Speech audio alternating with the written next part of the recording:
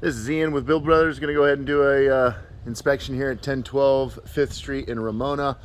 Going to start here underneath the eaves, and first thing we notice is that all of the fascia has been replaced on this house, and looks like it was done pretty well. And so that's going to save you a bunch of money on this roof with what a horrible condition this roof is in. I'm tempted because the eaves, the plywood up in the eaves is so bad. I'm tempted. I mean, we got tons of rot around this roof. The eaves are big, and the fact that we look up and we see plywood, you know, it doesn't look great. And so I'm tempted to resheet all of the eaves with either real shiplap, which would be expensive, or T111, the plywood that looks like shiplap. I think we can get it thick enough so that the 7/8 roofing nails don't pop through it. If we stay with this plywood and just patch the really rotten areas, we're gonna have a whole lot of nails show through the plywood. They already do, but nobody notices them until the new roof goes on. So that is one idea. It's obvious you're spending some money, and this place is gonna be gorgeous. So I mean, it's a minor detail, but looking up and seeing shiplap is a lot nicer than looking up and seeing plywood in the eaves. And this is a really big eave. It's a really big overhang on this house. So something to think about. All right, let's jump up on the roof. Take some notes up there real quick. As I pull up, I'm like, oh, the fascia looks good. And boy, the drip edge looks brand new.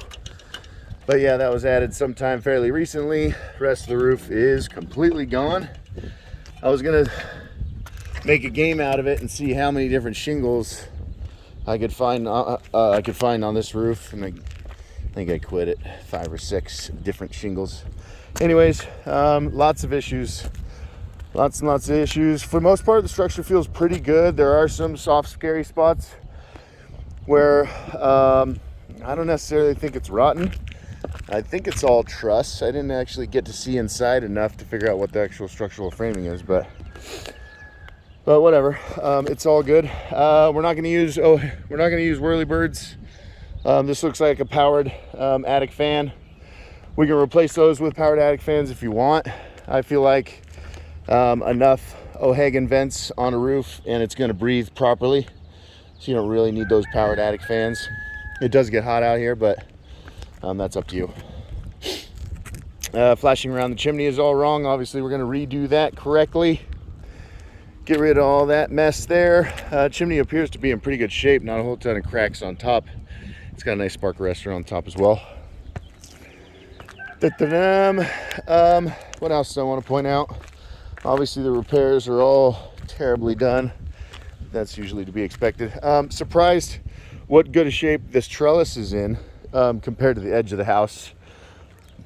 And there we get a view of just how bad it is. I think it's 3 layers that we got to tear off. Might only be 2 in some areas, 3 in some areas. What else do I want to talk about? Oh, there are some areas of fascia. Structurally, that might be okay, but there's so much sun damage to it, with the rest of it looking all good. And there's already going to be a ton of wood repair on this house.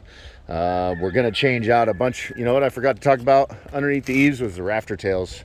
The rafter tails, most of them feel solid, but I wouldn't be surprised if we ended up changing 50 rafter tails. A lot along the back here. I mean, when the plywood decking gets that rotten, and all the fascia was obviously rotten at some point, we know that there's going to be a whole bunch of rafter tails that need to be replaced. Water heating, assuming it's trash, obviously. It's very typical for the plumbing to already be cut.